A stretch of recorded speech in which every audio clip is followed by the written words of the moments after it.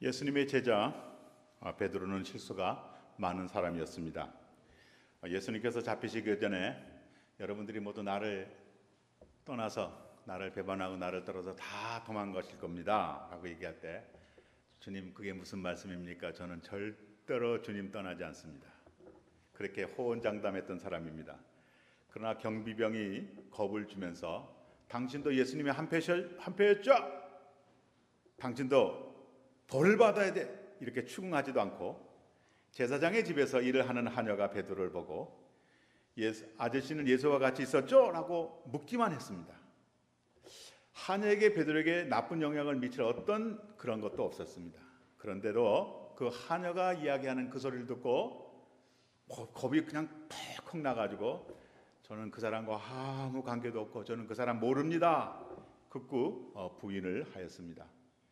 이렇게 예수님을 부인한 것이 한 번만이 아니고 예수님께서 말씀하셨던 대로 3번이나 예수님을 부인했습니다. 나서기 좋아하고 인정받고 싶은 사람이 베드로였습니다. 그러다가 자기 책임이 돌아오면 언제 그랬냐면서 완전히 우리말로 속되게 오리발 내미는 그런 사람이었습니다. 그랬던 사람인데 그에게 성령이 맞아 강력한 설교를 하였고 책임적인 사람도 되었습니다. 책임적인 사람 첫 번째 모습은 기도하는 일입니다. 책임을 느끼면 왜 기도를 해야 할까요? 교회 수장으로, 가장으로, 어떤 단체의 대표로서 반드시 해야 할 일들이 있는데 하고자 하는데도 불구하고 할 수 없는 일이 너무나 많습니다. 해야 하는데 할 수 없음을 느낄 때 어떡합니까? 여기에 신앙인과 비신앙인의 차이가 있습니다. 신앙인은 기도하며 하나님께 부탁합니다. 그러면 부탁을 들으시는 하나님께서는 기도하고 부탁한 모든 것들을 해결해 주십니다. 이것을 많이 경험한 사무엘은 자신은 지도자로서 백성을 위해서 기도를 쉬는 죄를 범하지 않겠습니다 라고 백성들에게 약속했습니다. 기도를 쉬면 죄를 짓는 것이라고까지 하였습니다. 책임을 아는 사람은 자기가 할 수 없음을 알기 때문에 반드시 기도합니다.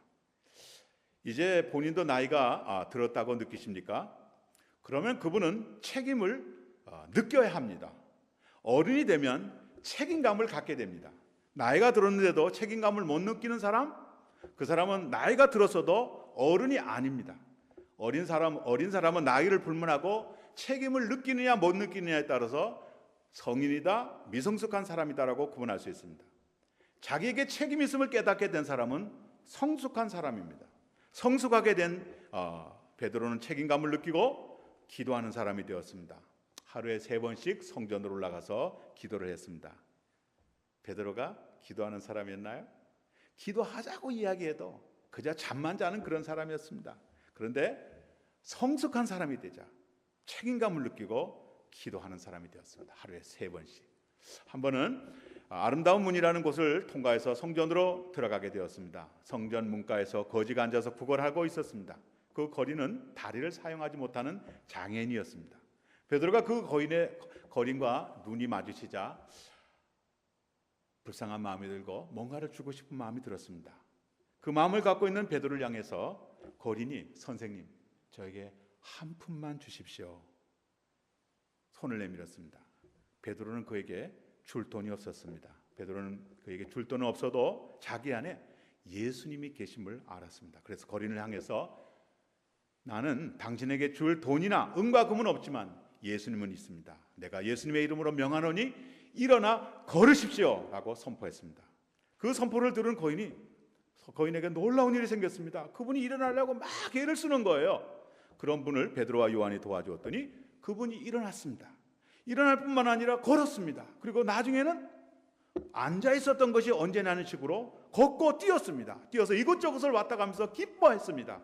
주위에 있던 사람들이 그 모습을 보고 놀랐습니다. 걷지 못하는 장애인이 걷고 뛰었을 때 가장 놀랐던 사람은 예수의 이름으로 그를 일으켜준 베드로였습니다. 기억하십니까? 베드로가 예수님께 부탁해서 바닷물 위로 걸었던 사건이 있습니다. 걸었습니다. 주님이시거든 저도 주님처럼 바다 위를 걷게 해주십시오. 걸으세요. 걸었습니다. 걷다가 파도가 밀려오는 것을 보고 두려워서 빠진 적이 있었습니다. 그러나 그것은 베드로로서 놀라운 경험이었습니다. 베드로는 그 일 외에도 여러 가지 능력과 기적을 경험하면서 놀랐습니다. 그때까지 그 일들은 베드로가 행한 것이 아니라 예수님께서 이 땅에 오셔가지고 행하신 것을 보면서 세상에 이런 일도 있구나라고 하는 것을 경험한 사건이었습니다. 그런데 이번은 잊지 못할 사건입니다. 자기가 예수의 이름으로 선포하고 명령했는데 선포한 대로 현실 속에서 장애인이 일어나서 걷고 뛰는 이런 일이 일어난 거예요. 이런 일이 어떻게 가능할까요? 이런 일이 우리에게도 있을 수 있을까요? 우리도 예수님의 이름으로 선포하면 걷지 못했던 장애인이 일어나서 걷고 뛰게 할 수 있을까요? 그렇습니다. 성경은 할 수 있다고 확실하고 분명하게 말씀하십니다. 본문에서 예수님은 믿는 사람들에게 구원을 받고 능력과 기적을 행할 수 있다고 말씀하십니다. 베드로가 성령을 통해서 예수님을 주님으로 확실하게 믿게 되자 기도도 하였고 예수님의 이름으로 걷지 못하던 장애인도 걷고 뛰게 해 주었습니다. 베드로가 달라졌습니다. 예수님의 이름에 큰 능력이 있음을 분명히 깨닫게 된 베드로는 완전히 다른 사람이 되었습니다. 예수님의 이름이 큰 능력이 있음을 경험한 베드로가 물불을 가리지 않고 예수님이 메시아로서 우리를 위해 죽으시고 부활 후에 죽은 지 부활 후 사흘 만에 부활하셨습니다. 강하게 전했습니다. 예수가 부활했음을 알리는 일은 당시 유대 사회에서 지도자들이 금지시킨 그런 사안이었습니다. 그 일을 외치자 이제 야고보가 순교를 하게 되고 교회가 어려움을 당하게 되었습니다. 그 일을 외치는 일, 예수님이 십자가에 죽으셨고 죽은 지 사흘 만에 부활하신다고 하는 것을 외치는 것은 죽음을 각오하는 그런 일이었습니다. 그런 분위기가 있었음에도 베드로는 예수의 이름이 갖는 그 능력을 경험했기에 이제 힘껏 전파했습니다. 그러자 치안관들이 와서 베드로를 붙잡아서 데리고 와서 때리고 겁을 주면서 다시는 그가 살아났다는 유언비를 퍼뜨리지 말라고 강력히 위협했습니다. 베드로가 이야기하는 게 유언비가 아니에요. 유언비는 없는 얘기를 만들어서 퍼뜨리는 거고 자기는 실제적으로 보고 경험한 것을 말한다고 이야기했습니다. 위협을 합니다. 한 번만 더 하면 죽이겠다라고 얘기할 때 내가 하나님 앞에서 당신들의 말을 듣는 것이 옳은 것인지 내가 보고 들은 것을 말하는 것이 옳은 것인지 당신을 스스로 결정하셔. 그러나 나는 보고 들은 것을 말하지 않을 수 없습니다. 말하겠습니다 라고 담대하게 말하면서 예수님과 중과 부를 전하겠다고 선언했습니다. 그때 사람들이 얘기하는 거, 아니 저 사람이 굉장히 평범한 사람이고 겁이 많은 사람인데 어떻게 저런 사람이 되었지? 무식했던 사람인데 어떻게 저걸 사람들을 놀라게 했다. 그렇게 사도행전 기자가 이야기를 합니다. 두세 달 전만 해도 시험관이 아니라 어린 자녀, 지나가는 사람이, 자기가 모르는 사람이 당신 예수와 함께 했던 사람이 이제 예수님의 표조라고 얘기했을 때 두려워가지고 극구 부인했던 그런 사람이었습니다. 그런데 무엇이 그를 그렇게 바꾸어 놓았을까요? 무엇이 그를 그렇게 바꾸어 놓았을까요? 성령님이십니다. 성령님이 오시면 사람이 바뀝니다. 예수님을 믿는 사람의 마음에 성령이 들어오시면 그 사람이 바뀌게 됩니다. 예수님의 바톤을 받으시고 이 땅에 오신 성령께서는 베드로와 예수님을 사모하는 사람들의 마음에 들어가셨습니다. 성령님은 예수님이 행하시던 능력과 기적을 그들도 베풀게 하십니다. 그래서 예수님이 하나님의 아들이시고 자기 왕이시라고 믿게 하십니다. 성령님은 예수님을 좋게 하시고 좋아하게 하시고 예수님을 믿고 예수님을 닮고자 하는 그런 열정을 성령을 모시고 사는 사람들에게 허락해 줍니다. 그래서 우리 안에 계시는 성령님은 보혜사, 돕는 자라고 다른 이름을 주셨습니다. 성령에 대한 말씀을 들을 때 나는 성령을 받았는가? 라는 마음이 듭니까? 나는 성령을 받았다라는 마음이 듭니까? 어떻습니까? 여러분은 성령을 받았습니까? 확신이 서지 않는 분들을 위해서 제가 두 가지를 말씀드리겠습니다. 첫째로 예수님이 자신의 주인이라는 마음이 있습니까? 예수님이 나의 주님이시오. 예수님이 나의 주님이시오. 예수님이 나를 죄와 사망에서부터 구원해 주시고 나를 하나님의 나라로 인도하시는 주님이시오. 나를 하나님의 아들과 딸이 되게 하신 그런 분이시오. 믿습니까? 그런 마음이 드십니까? 그러면 됐습니다. 성령이 없는 사람은 예수를 믿고 싶어도 믿지 못하고 고린도전서 12장 3절의 말씀에 의하면 성령이 아니고는 예수를 주라고 고백할 수 없다 그렇게 했습니다. 내가 어떻게 나 아닌 사람을 믿어? 내 주목을 믿어야지. 세상에는 나밖에 믿을 사람이 없어 라고 하는 생각은 몇몇 사람들만 갖지 않습니다. 성령이 없는 사람 모두가 다 그렇게 생각합니다. 여성, 남성만 그렇게 합니까? 내 주목을 믿으라고 남성만 그렇게 합니까? 내성적이고 소심하고 여자분이라 할지라도 성령이 없는 분은 사람 위에 사람 없고 사람 아래 사람 없는 이 세상에 내가 나 외 누구를 믿으란 말이야. 나는 나밖에 믿을 사람이 없어. 어떻게 내가 2000년 전에 그 사람들은 다 정신 나간 사람들이야. 절대 예수 받아들이지 않습니다. 분명히 지금 예수님을 믿고 좋아하는 분들 중에서도 그렇게 생각했던 분들이 계실 겁니다. 그런데 내가 예수를 믿고 예수 따라가고 예수를 닮아야 하고 예수 믿는 일에 관심을 갖고 예수를 좋아하는 일은 성령이 그분 안에 계시기 때문에 가능하다는 말씀입니다. 성령이 자기 안에 들어오시면 예수님을 믿는 정도가 아니라 예수님이 자기의 주인 되신 것이 좋고 자랑스럽습니다. 기뻐하며 감사합니다. 예수님이 자기가 주인이 된 이후로 자기에게 평안이 왔습니다. 기쁨이 왔습니다. 미래가 보장되는 확신이 생겼습니다. 미래에 대한 걱정이 없어졌습니다. 난 잘 될 거야. 나는 하나님의 아들이고 하나님의 딸이기 때문에 난 넘어져도 일어설 거야. 나 하나님이 세워주실 거야. 그런 확신이 생겼습니다. 성령이 오시면 예수를 믿는 것이 세상에서 가장 복 있는 일이라고 하는 것이 마음에 들어옵니다. 자기에게 성령이 있는지 없는지를 알 수 있는 또 다른 방법은 자기 마음이 변화됨입니다.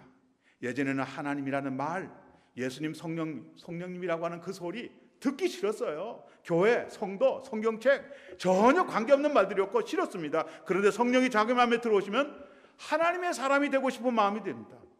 하나님이 거룩하시니까 어떻게 하면 나도 거룩해야 되지? 그런 마음을 갖게 됩니다. 하나님의 기쁨이 어떻게 해야 하나님의 기쁨이 되지? 라고 하는 마음에 관심을 갖고 하나님의 기쁨이 되고 싶은 그런 마음이 있습니다.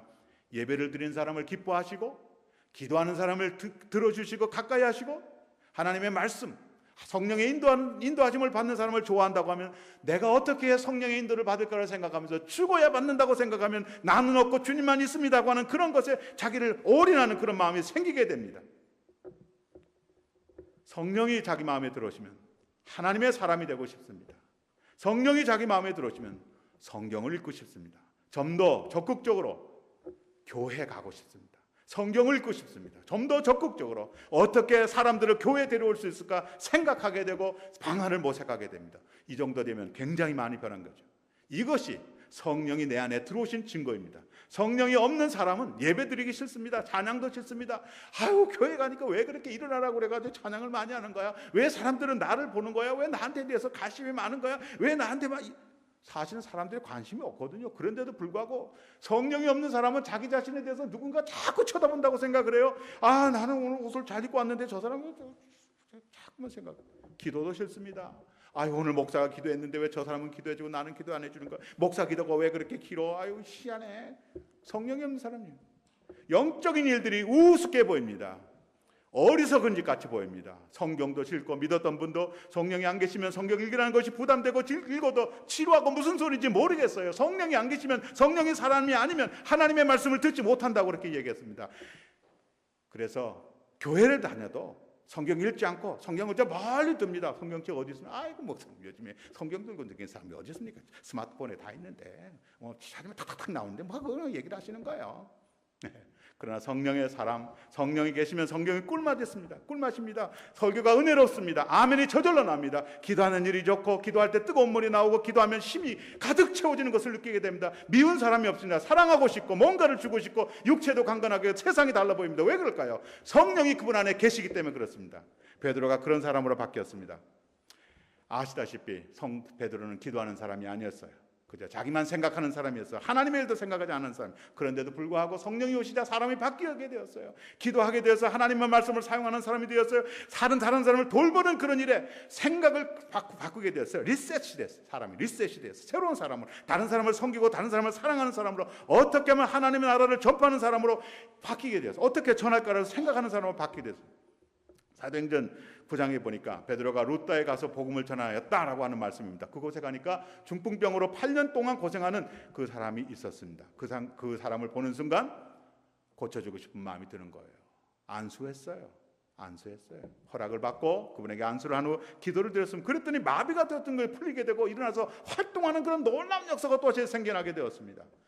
주위에 있던 분들에게 큰 은혜였고 이제 다른 사람에게 많은 믿음의 도전을 하게 되었습니다. 누구보다 더 좋아한 것은 베드로 자신이었어요. 은혜를 베풀고 안수기도라는 베드로였으면 내가 기도하고 내가 예수의 이름으로 선포했더니 걷게 되고 중풍병자가 풀려서 놀라운 역사가 나타나는 걸 나도 그런 사람이 되었구나라고 하는 것을 믿음으로 점점 든든하게 더 깊게 들어가는 사람이 되었습니다. 자기 안에 계시는 성령께서 자기도 치유자로 만드셨다는 것을 확신하게 되었습니다. 그렇게 변한 베드로의 사역은 그 정도에 머물지 않았습니다. 사도행전 마지막 부분에 보니까 베드로가 완전히 죽었던 사람을 살렸다는 내용도 소개됩니다. 베드로는 이제 베드로가 8년 동안 중풍병자를 고쳤다는 소문이 루다를 지나서 요빠에까지 전파됩니다. 그곳에 도르가라고 하는 여인이 죽었습니다. 도르가는 착한 일을 많이 하고 구제를 많이 하기 때문에 사람들이 도르가의 죽음을 슬퍼하였다고 합니다. 베드로의 소문을 들은 사람들은 베드로를 불러서 죽은 도르가를 위해서 기도해 달라고 부탁을 했는데 베드로가 와서 기도를 했더니 베드로가 사람을 살렸대. 뭐 베드로만 살린 게 아니죠. 바울도 살렸어요. 바울이 설교 하도 지루하고 뭐 그렇게 하니까 저기 저 창가에 앉아가지고 꼬박꼬박 졸다가 3층에서 떨어졌는데 유두고라고 하는 청년이 떨어졌는데 그 죽었어요. 가보니까. 그래서 기도했더니 살아났잖아요. 그 바울도 살리고 베드로 살리고 그런 사람들이 여러 사람이 살렸습니다. 센세이션이 일어났죠. 베드로가 죽은 사람까지 살리는 능력자가 되었다는 소문이 들게 되었습니다. 예수님이 십자가에 죽으시기 전에 제자들에게서 나를 믿으면 여러분도 내가 하는 일도 하고 나보다 더 큰 일도 하게 될 것입니다라고 말씀을 했는데 베드로가 성령을 받게 되고 예수의 이름을 사용하니까 걷지도 못하는 장애인 8년 된 중풍병 나가서는 죽었던 사람도 살리는 그런 놀라운 능력자가 되었습니다. 성령의 위대하심을 다시 바라보게 하는 대목이 있습니다. 세상적으로 사람을 살리기까지 하는 그런 사람은 대단히 능력자이면서도 어두운 면이 있는데 그렇게 되면 교만하게 됩니다. 도도합니다. 물론 큰 돈도 요구합니다. 내가 누군데, 내가 사람도 살리는데 돈 달라는 거예요. 복채, 기도값. 그러나 베드로에게는 그런 모습이 전혀 없어요. 오히려 겸손하고 자상합니다. 고넬료가 베드로를 불러서 말씀을 들을 때 고넬료가 베드로를 향해서 절을 하려고 그러니까 무슨 일이십니까? 저도 성정이 같은 사람입니다. 저도 똑같은 사람입니다. 저에게 그렇게 하지 마십시오라고 이야기하면서 겸손했던 사람이 베드로입니다. 오히려 안디옥에 갔을 때 바울이 그 베드로를 향해서 꾸중을 하면 바울은 누굽니까? 사도로 말하면 맨 막내, 사도로 인정을 받느냐 못 받느냐 그런 정도의 사람인데 그 대사도 베드로를 향해서 꾸중을 합니다. 당신이 어떻게 외식을 합니까? 어떻게 유대 사람들이 예루살렘에 왔다고 이방 사람과 함께 밥을 먹다가 안 먹은 척하고 그렇게 외식을 합니까? 유대인은 유대인, 이방인은 이방인, 그걸 인정해줘야 하는 그런 사람의 입장에서 어떻게 그렇게 외식을 합니까? 꾸중을 할 때 베드로가 그 말씀을 들었다고 갈라디아서 2장에서 이야기를 합니다. 그만큼 성령의 사람은 자기 사람의 권위나 사람의 교만함이나 사람의 도도한 걸 얘기하지 않고 무엇을 얘기하지 않고 성령의 인도하심을 받고 겸손하고 부드러운 사람이 된다는 사실이에요. 그렇게 될 수 있었던 것은 베드로에게 성령님이 계셨기 때문에 그렇습니다. 그렇게 큰 일을 하고도 예수님을 강조하고 예수님의 십자가와 부활만을 전했습니다. 바울은 내가 자랑할 것은 오직 예수 그리스도 십자가만이라고 그렇게 이야기했습니다. 성령의 사람들은 자기를 얘기하지 않아요. 내 뜻, 내 교만, 내 계획, 내 것 얘기하지 않아요. 그거 없어져도 그거 아니에요. 그리스도의 복음만, 주님의 십자가만이 나타난다고 하면 그것을 기뻐하고 감사하고 그것으로 찬양하는 사람들이 성령에 속한 사람의 모습입니다. 성령의 사람은 큰일을 하고도 겸손합니다. 돈과 재물 절대 요구하지 않습니다. 성령을 모시고 사는 사람들은 교만하지 않습니다. 무례하지 않습니다. 다른 사람과 자기 자신을 비교하지도 않고 시기하지도 않습니다. 더더욱 다른 사람을 비난하거나 비판하지 않습니다. 주님께 맡기고 주님이 그를 인도하시도록 주님만 올려드립니다. 성령님은 예수님을 좋아하게 하고 잘 믿도록 도와주십니다. 그리고 성령님은 자신의 인도를 기쁨으로 순종하는 사람들에게, 예수를 믿는 사람들에게 주시는 능력들을 마음껏 설명하도록 풍성하게 도와주시고 손에 지켜주십니다.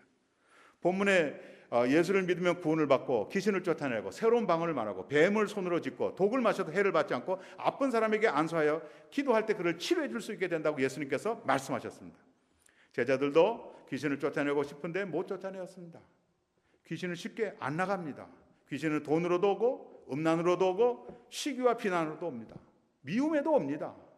흔들릴 때마다 귀신이 옵니다. 그 귀신을 어떻게 쫓아낼 수 있을까요?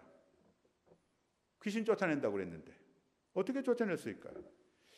제자들은 물었죠. 어떻게 해야 우리는 그런 귀신을 쫓아낼 수 있습니까? 두 가지예요. 제가 볼 때 주님 한 가지로 얘기하셨어요. 그날 성경 본문까지. 첫째, 기도입니다. 기도.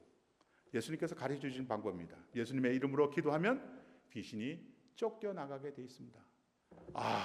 나는 능력이 많은 사람이니까 귀신아 물러가라 될 것 같아요?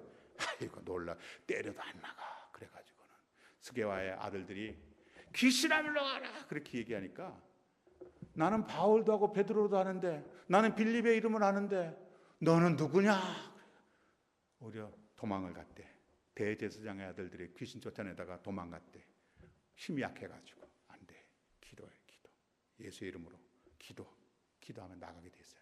어느 약한 사람이든지 조그만한 사람인데 믿음이 적든지, 여러분 중에 겨자씨 하나일 만한 믿음이 있으면 이 산이 들어서 저 바다로 던진다고 얘기했는데, 예수 그리스도의 이름으로 기도하는 것이 그렇게 큰 능력이 있다는 사실. 두 번째 방법은요, 예수님의 이름을 사용해서 선포하는 거예요. 예수의 이름은 예수님이 살아계실 때도 그랬지만, 예수님이 죽으시고 부활하심으로 귀신을 물리치고 귀신을 파괴했고 귀신을 넘어뜨렸기 때문에, 귀신과 싸워서 승리하셨기 때문에 예수의 이름만 사용하면 귀신을 물러가게 되고 쫓겨나게 되어 있습니다. 제가 한번 말씀드렸죠. 독일에 있던 그런 목사님 한 분이 예수의 이름으로, 독일은 관념적이기 때문에 그렇게 실제적인 걸 잘 안 하는데, 그 목사님은 예수의 이름을 사용해서 귀신 들린 처녀에게서 귀신을 쫓아내드렸다고 말씀을 드렸습니다. 예수의 이름은 그렇게 능력이 있습니다. 능력이 있어요. 한 번은요, 예수님이 사역을 하시는 동안에 자기 제자의 부류에 드는 사람들도 아닌데 귀신을 쫓아낸대. 예수의 이름으로. 그래서 제자들이 한번 읽으셨을 거예요. 제자들이 가봤어요. 가보니까 귀신들이 쫓겨나는 거예요. 예수의 이름을 사용해가지고. 그래가지고 사관이 주님한테 와가지고, 주님, 우리하고는 같이 다니지도 않는 사람들이 주님의 이름을 사용하면서 귀신을 쫓아내는데 가서 막을까요? 그렇게 얘기했습니다. 그러니까 예수님이 그만두세요.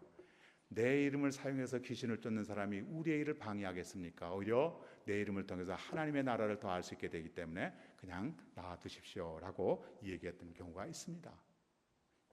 예수의 이름은 귀신을 쫓을 수 있습니다. 그래서 예수의 이름으로 안수하며 기도하면 병을 치료해 줄 수 있고 귀신을 쫓고 건강을 회복시켜 줄 수 있습니다. 믿는 사람에게는 뱀을 손으로 잡고 독약을 마셔도 해를 받지 않는다고 말씀합니다. 보약은요, 약한 독이라고 합니다. 누군가 얘기하다, 운동선수들은 뱀을 그저 수천 마리 먹었다고 그렇게 이야기하더라고.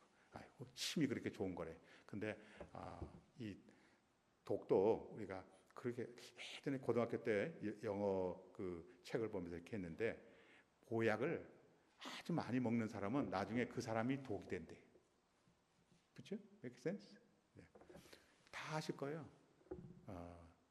독은 보약이다. 근데 그걸 아주 희석을 시키는 거예요. 얇게 희석을 해가지고. 근데 나중에 효과가 더 있게 하기 위해서 강한 걸 먹다 보니까 그 사람 자신이 독이 되는데, 이런 원리로 얘기하시는 거야. 근데 예수님은 오히려 제자들에게, 믿는 사람에게 독약을 먹어도 그것이 나에게 도움이 된다니까요. 모든 것이 유익하다 그러는 거예요. 모든 것이 유익하다. 주님께서 우리에게 주신 것은 유익하다. 믿음으로 먹으면 그것이 독약 먹으라는 얘기는 아닌 거예요. 먹으면 큰일 나죠. 기도하고 먹어야 할 경우에, 정말 예수 그리스도의 능력을 나타내야 할 경우에, 복음의 역사를 나타낼 경우에는 그런 것을 먹어도 충분히 이길 수 있는 그런 힘이 생기게 됩니다. 자, 바울이 로마로 재판을 받으러 가는 도중에 유라굴로라고 하는 태풍을 만납니다. 태풍 속에서 고생하는 바울에게 주님이 오셔서 자네 때문에 배에 탄 모든 사람 다 구원받을 것이다. 한 사람도 잃어버리지 않을 것이라고 하는 말씀을 갖게 하셨는데, 그 바울 때문에 정말 주님께서 그 유라굴라라고 하는 심한 태풍 속에서 어려움을 당하는 사람들을 구원하셔서 몰타라고 하는 섬으로 데리고 가셨습니다. 몰타라고 하는 섬으로 가니까 사람들이, 태풍 속에서 살아난 사람들이 약간 두려워하는 그런 경우는 있지만 그냥 아주 쉽게 자기 집으로 데리고 오지는 못했습니다. 그래가지고 그 몰타섬에 있는 주민들의 도움을 받아가지고 모닥불을 피워서 이렇게 불을 막 이렇게 피우고 있는데, 바울이 나무를 주워 가지고 오다가 보니까 나무인 줄 알았는데 뱀이 그냥 손가락 딱 물었어요. 그 바울은 그런 걸 보고 전혀 걱정도 안 해요. 툭툭툭 털어가지고 그냥 불 속에 넣어버렸어요. 그 모습을 보고 몰타 섬의 사람들이 저가 태풍 속에서 살아났지만 뱀에 물린 것을 보니 살인죄를 지은 사람인가 보다, 그렇게 판단하고 바울을 계속적으로 점검을 했습니다. 그런데도 바울에게 아무런 이상이 생기지 않자 오히려 바울을 능력자로 믿게 되었습니다. 그때 몰타 섬의 추장 아버지가 열병과 이질로 고생을 하고 계셨는데 능력자로 알게 되었으니까 바울을 모시고 와서 그분에게 기도를 부탁하니까 안수하고 기도를 했는데 그냥 일어났어요. 놀라운 일이죠. 그래서 그 몰타 섬에 있는 사람들이 바울을 굉장히 융성한 대접을 해줬고 섬 주민들을 데리고 와서 바울에게 복음을 듣고 예수 믿는 일이 많이 생겼다라고 하는 내용을 사도행전 28장에서 가르쳐 줍니다. 뱀에게 물리든지 병이 생기든지 사고가 나든지 예수님을 믿고 하나님을 사랑하는 사람에게는 로마서 8장 28절의 말씀이 적용됩니다. 우리 다 같이 로마서 8장 28절을 암송해 보실까요? 하나님을 사랑하는 사람들, 곧 하나님의 뜻대로 부르심을 입은 사람들에게는 모든 일이 서로 섭력해서 선을 이루신다는 것을 우리는 압니다. 성경은 누구든지 주를 믿고 부르는 자는 구원을 얻습니다 라고 증언합니다. 본문은 예수님을 믿는 자들에게 또 다른 표징이 있음을 알려주십니다. 귀신을 쫓을 수 있고 세번언을 말하게 되고 뱀을 손으로 짚을 수 있고 독약을 마셔도 해를 받지 않고 병든 자에게 안수할 때 그들이 나을 수 있다고 하는 것을 가르쳐줍니다. 그러니까 난 예수 믿고 성령의 사람이야. 좋아. 교회가 좋아지고 목사도 좋아지고 교인들도 좋아지고 성경도 좋아지고 기도도 하고 싶고 교회도 나가고 싶고 이런 마음이 들었어요. 구원받은 사람이죠. 구원받은 사람. 그러고 난 다음에 그러나 그것만 끝나지 않았다. 그것만으로 끝난 게 아니라 그러고 보니까 나도 귀신을 쫓을 수 있구만. 나 안수해서 병도 고칠 수 있구만. 말씀드린 거예요. 제 말씀이 아니라 주님이 우리에게 말씀하셨어요. 주변에 아픈 사람 있어요? 손을 놓고 기도하라. 나을 것이다. 귀신 들려서 예수의 이름으로 명하노니 물러가라. 그럼 잘 안 돼. 기도하세요. 그게 된다는 거. 어떡하지? 나 무서운 거 먹었어. 뭘 그래? 보약이 되는 건데. 걱정하지 말라는 거예요. 내 마음속에 주를 향한 열정이 생기고 하나님을 바라보고 싶은 그런 열망이 생기고 교회가 그리워지고 복음을 전하고 싶고 우리 교회를 사랑해서 좀 더 전도하고 싶은 그런 마음이 있으면 내가 예수 믿는 사람이에요. 내가 구원받은 사람이에요. 거기서 끝나지 않고 아주 그냥 보너스가 너무 많아. 귀한 거야. 꼭 아셔야 돼요. 들으셨던 예화일 겁니다. 기억나세요? 전도사 이야기. 한 전도사님이 복음을 전한다는 마음으로 장터에 갔어요. 전도지를 갖고 갔는데 그 앞에 약장사가 있어요. 약장사가 얼마나 말을 잘하는지 약장사는 말을 잘해. 그러니까 김광석 장로님 아시죠? 김광석 장로님 말을 잘하는데 아주 그냥 그 증거가 있으니까 더 잘하시더라고요. 제가 그 참전회사라고 그러면 김광석 장로님이라고 그러면 모르고 참전회사 회장님이라고 그러면 금방 제가 만나면 우리 이렇게 샌프란시스코 목회할 때 오셔가지고 잘하시더만. 약장사는 말을 잘해. 말을 굉장히 잘해. 그래. 근데 이 전도사님은 마찬가지 약장사잖아. 구약 신약 파는 약장사.